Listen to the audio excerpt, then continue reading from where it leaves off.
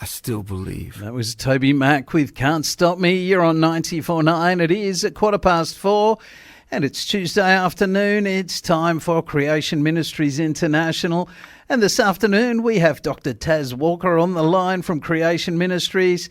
He has a Bachelor of Science, Earth Science, with first class honours, Bachelor of Engineering honours and a doctorate in Mechanical Engineering, all from the University of Queensland. He's been involved in the planning, design and operation of power stations for over 20 years with the electricity industry in Queensland, and he's conducted geological assessments of new fuel supplies for power stations across Queensland and has been involved in new mining proposals, including the effects of geological factors on the cost, reliability and quality of the coal produced. He's also been involved in the planning of a large hydroelectric development which required evaluation of geological conditions and their effects on dams, water reservoirs and underground power stations, power structures rather. So I'm telling you all this because basically Dr. Taz Walker knows all about rocks and the ground. Is that right, Dr. Taz? Well, I've seen a few rocks. I know a little bit about rocks, but there are so many rocks that nobody ever knows everything about everything, do they? But anyway, I've enjoyed being involved with rocks and going on field trips and excursions and that sort of thing. And we've hunted for dinosaur fossils and dinosaur tracks, and there's always something happening which is really exciting to do with rocks.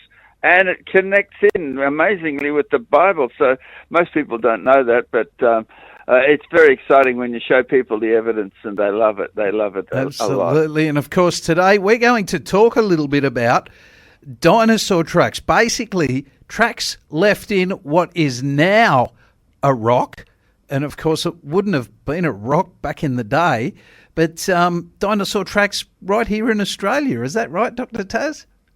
There's lots of examples of dinosaur tracks in Australia, and there was ones that just came up recently. A news report about it, about dinosaur tracks in Victoria, down on the coastline, facing towards Bass Strait and that sort of thing.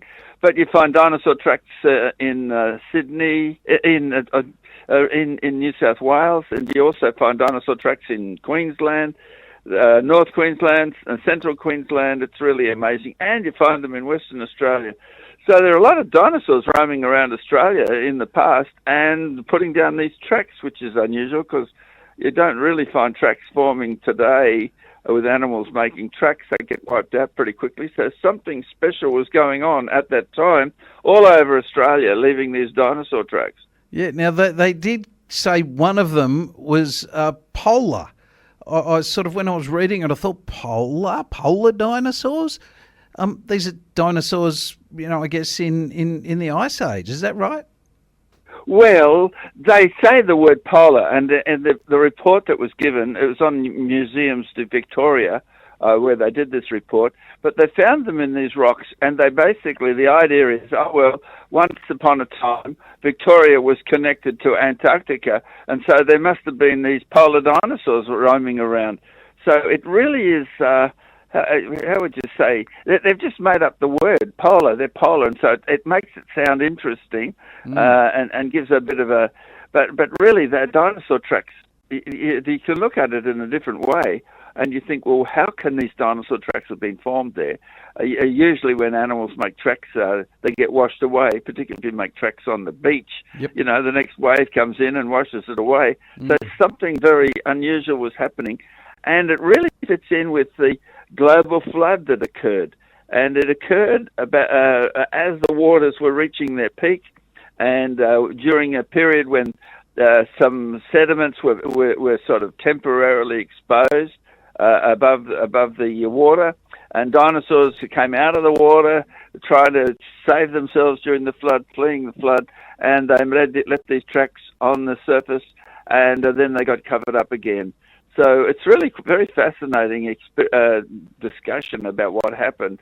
And the thing is that the secular geologists who examine them, they're very good at examining the tracks and describing the tracks and measuring the tracks, but they don't believe in Noah's flood, so they don't even think that it could have formed during Noah's flood, and they try to imagine that it formed just during normal sorts of conditions, which you don't see it happening during normal sorts of conditions. No, and also, when they talk about hundreds of millions of years ago, I know that I've walked down like along the rivers around sort of Thredbo, and you pick up some of those beautiful big rounded rocks, and they're just so nice and smooth, and that's generally because there's a lot of action inside a creek bed, isn't there? There's lots of rocks that move down and rub the other rocks and make them smooth. Is that correct? That's right. That's what happens. And but it did happen. Particularly, there's certain periods when it happens. But when the creek or the river flows very rapidly, that's a period when the rocks can be carried along. And I know in places like New Zealand, when the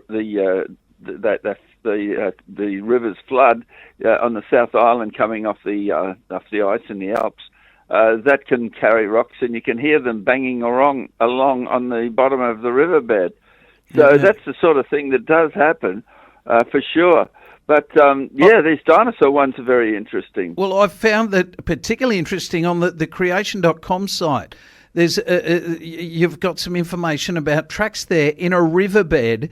And they say that they found them in a riverbed just after the river had changed tracks. So all of a sudden they've walked along and here's all these tracks in a riverbed. And I'm thinking, okay, well, if it was in a riverbed and they know it was a riverbed, how can they be there like for 120 million years with all these rocks skipping along?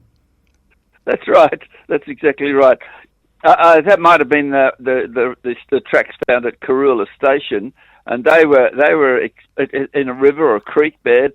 They've been sitting there in the central Queensland for a long time, and people had seen them but didn't realise that they were dinosaur tracks. And a visitor came to the station, the Outback station, and was saying they're dinosaur tracks. And so they got some paleontologists to come and have a look at them, and definitely they were dinosaur tracks. And they organised a special expedition to excavate them. And believe it or not, they actually cut these tracks out of the bed of the river. Wow. And so they had a lot of people along with equipment and that sort of thing, and they took it off to the Australian Age of Dinosaurs Museum near Winton. And so that's where they're stored at the moment. And it was absolutely fascinating that some of the tracks of these dinosaurs were so large. They're a metre across, so somebody could sit in the track mark that they made in this mud, and it was quite amazing what they did, and I think a lot of people that read our stuff on creation.com, they go to places like this Age of Dinosaurs Museum, and they start talking to the attendants and start bringing up some of the information that we make available. And they have to sort of defend themselves a little bit. But you see, the evidence points to catastrophe. That's what it points to. It's not a normal sorts of things that you see happening every day. We don't see trackways being recorded every day here. After a flood, they basically get washed away. And so this is a very special time. And there's something else about tracks that is very interesting, that a dinosaur trackway, and I often talk about this, indicates that the dinosaur was alive. Yep. Of course, because it was walking along, it was making a track. Yep. And it was alive. And so trackways are an evidence, a sort of an indication, a criteria that points to the fact that this was while the waters of Noah's flood were rising. They were rising, and these dinosaurs were still alive. They were trying to escape the floodwaters, and so it's an indication that this must have happened while the waters were rising and while the animals were still alive, because the Bible says that the waters covered every high mountain, and it says that every living thing under the heavens perished, except those which were on Noah's Ark, the animals which were on Noah's Ark. And so biblical geologists use trackways as one of the clues that they look for to be able to decide where the different rocks fit within the biblical history. Wow, yeah. Yeah, and I find it interesting. You say they dug these giant footprints up to take to a museum. Now, okay, if they were only a few thousand years old, I'd understand why, because they could erode. But if they're 120 million years old, why bother digging them up? They're just going to stay there for another 120 million years, aren't they? That's right. That's exactly right. And also, but I think the museum's trying to collect this information so they get more people visiting the museum. It's quite a popular museum. It's called the Australian Age of Dinosaurs Museum near Winton. Okay. And the executive chairman is David Elliott. I've written to them at different times, but they don't really want to talk about the idea of Noah's flood. And that's fairly normal about it. You know, you can talk on AI. If you're talking to AI about these things, you can raise it as a question and they'll discuss it with you. Yep. But when you're talking to people like geologists and that who don't believe in Noah's flood, they won't talk about it. So it's much nicer talking to AI. At least you can have a reasonable conversation with them. Yeah, but it's just so hard to understand and believe their theories for how these things work, because they just seem not to be able to fit that timeline at all. Anyway, we're going to come back to Dr. Taz Walker very shortly. We've got a bit of a break coming up right now, a couple of messages and some music. We'll be back shortly. Good afternoon. That was Lauren Daigle with Oh Lord. You're on 94.9. It is 23 minutes to 5. And, of course, we have Dr. Taz Walker from Creation Ministries on the line. Hey, if you have any questions for Dr. Taz, particularly about, dinosaurs and stuff, well, please send them through to us, 0401 949 949. That's our text line, 0401 949 949. Now, Dr. Taz, I love talking about dinosaurs, but I do have one question that has confused me for many years. Firstly, do you often find, I know they say they've found a T-Rex. Well, do you often find more than one? Yeah, often you do. You do find more than one. You might find one or two different types of dinosaurs in the same area, and which is a strange thing as well. You might find all young ones or all older ones, and you don't really find a great sort of family of dinosaurs, young ones and old ones and that. But you do find numerous ones of the same type. So lots of the same species, yeah. Yes. So these footprints in off the coast of Victoria, they've got about 18 sets of footprints of the same sorts of creature. So they're all the same sort of thing in that area. Yeah, definitely. Well, this leads to the next part of my question then. If evolution was true, they say that, and we've looked at these little tiny machines inside bodies, and we've talked about how, a mutant gene would make a tiny little minuscule change, and how many millions of changes you'd need to go from one species to another. And evolution, obviously, there's lots of changes from one to the other, in which case there's not a missing link, monkey to man type thing. There isn't one missing link. There's a million missing links. Where are all those skeletons? I mean, if we find lots of one, shouldn't we find lots of all the slight changes all the way to the next one? Does that make sense? That's right. It is very interesting because, Charles Darwin, he had the same question. He says, why don't we find all these little intermediate links? And he had a whole chapter of his book on the origin of species was dealing with this, and it's chapter 10 of the book. And he says that it's the biggest objection which can be urged against my theory is why don't we find a finely graduated organic chain? That's what he says. And he tries to answer it in the book. And he says, the reason is that the Earth is millions and millions of years old, and so you wouldn't expect to find it because it will be sort of washed away. But that is the problem. It's the so-called. It's not a missing link. It's missing links, which is very interesting. It's interesting that every now and then there is a something's put forward as the missing link. It might be human evolution, it might be Cro-Magnon man or Neanderthals or something like that. but it's put forward, and then down the track, it's regarded, no, that doesn't work, and so it's abandoned. Yep. So you get these missing links which are abandoned that doesn't really fit. So, yeah, that's, but I know, see, this, you got to realize this is not, we're not really talking about science. We're talking about people have got this belief system before they start. And often the people will say, well, you believe the Bible, that's not science, you're starting with the answer. And they get really upset about it. Well, of course, so you guys are starting with the answer too. You're assuming that things evolved. So no matter what the evidence is, you're going to say that they evolved.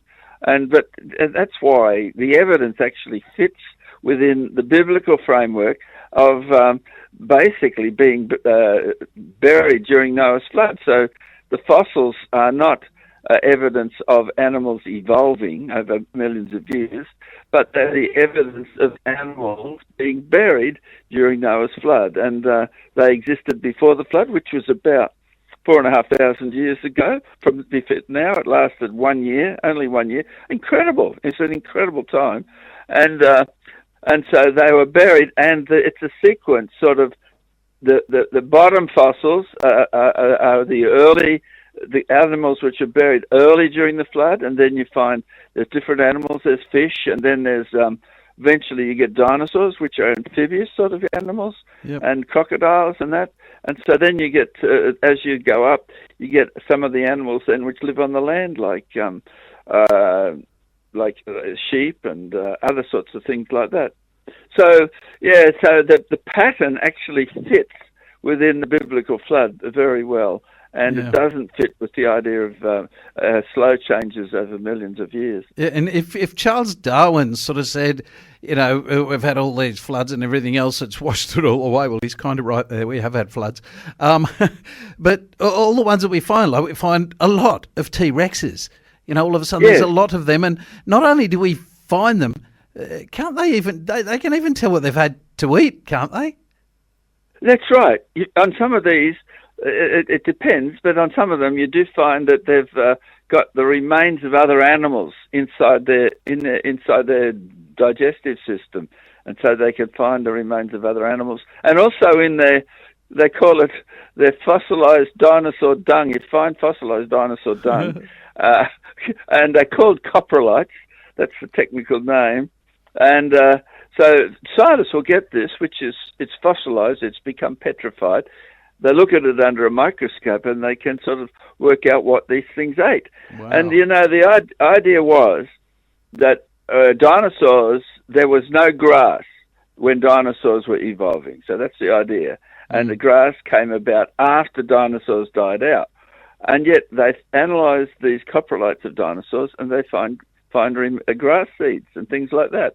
And so the whole story had to be changed as a result of, looking at these things. And the evidence is that it was just like it was today. There was grass and animals and they were living, and so it was sorted during the flood. The flood sorted a lot of these things into different sorts of types as it progressed.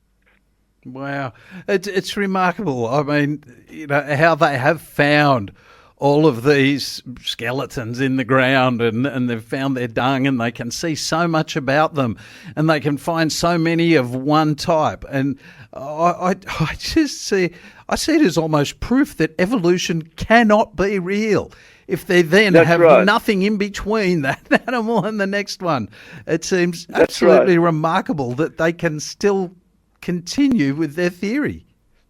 That's right. Well, of course, it's their belief system. They're committed to this belief system, and that's really what it comes out. It's a secular belief system. It doesn't want to have anything to do with the Bible. It doesn't want to have anything to do with a God, some sort of supernatural creation or anything like that. They don't want to do anything like that. So no matter what the evidence is, that story's not going to be an explanation. Wow. Very fascinating, isn't it? Yes, absolutely. Did you hear about the guy? There's a guy called Carl Werner, who's a medical doctor, and he was interested in this too. Did you hear the story of how he called it an experiment, and the question was, do you find modern animals and modern plants in dinosaur rocks So just the same like you said. Yep. If everything evolved, then why don't we find these different sorts of things together? Well, he sort of went and he talked to people at Dinosaur Digs, and he's written a number of books about this with photographs. He took lots of photographs, and he finds that you do find modern animals and modern plants, what we would call modern, in amongst dinosaur rocks. Uh-huh. And he said, why don't you put them there show them together? So the museums don't show them together. Yes. Because they want to make the dinosaur era look as a very special era. And if you put these modern things like ducks and other things in there, other birds, it wouldn't look a special era. They'd say, hey, it's just like today. Yeah. So so people can look at the evidence in the museum, and it can be given a slant, that sends them on the wrong angle. Wow. That's incredible. Yeah, I'd love to see that, where they've got a duck. And, of course, they said that dinosaurs turned into birds. So how do you get ducks in the same place? It is 13 minutes to 5. We've had Dr. Taz Walker from Creation Ministries International on the line this afternoon. And we've been talking a little bit about a story that is in the creation.com website, or on the website. It's probably in the magazine as well. Significance of tracks. And there's some pretty cool photos in there as well. I'd definitely, check it out if you're interested in that. But Dr. Taz Walker, thank you so much for your time this afternoon. It's been great, Mick. Always enjoy talking to you and connecting with the people that are listening. That's great. Oh, we look forward to next time, which I think is next week. Awesome. Next week. Well, thank you so much. You are on 94.9. It's 12 minutes to 5. We've got Mandisa up next, waiting for tomorrow.